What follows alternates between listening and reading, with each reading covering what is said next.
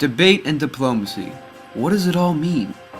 Today we're going to start things off with debate. Dictionary.com describes the debate as a discussion of a public question in an assembly involving opposing viewpoints. Also, as a formal contest in which affirmative and negative sides of a proposition are advocated by opposing speakers, or deliberation and consideration. Ordinary people debate every day. For example, like who's going to drive me to school, or debating a call in an NFL game. These are just some small examples of debating that occur each day, which make debating seem like it's not a big deal. However, when brought to a world stage in the Supreme Court, all of a sudden it becomes immensely important. Just like in the 1973 Supreme Court case of Roe v. Wade for abortion.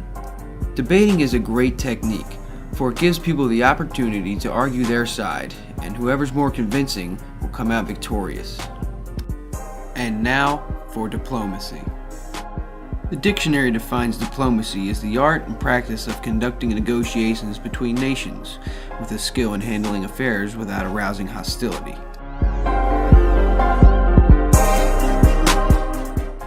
Debate and diplomacy have their similarities and differences. They both include one case versus another. But in debating, there is much more argument and conflict, which can sometimes lead to violence.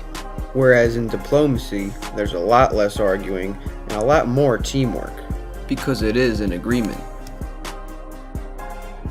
Debate and diplomacy were huge topics of the 20th century, mainly in Supreme Court cases, but especially for the famous 1973 Supreme Court case of Roe v. Wade.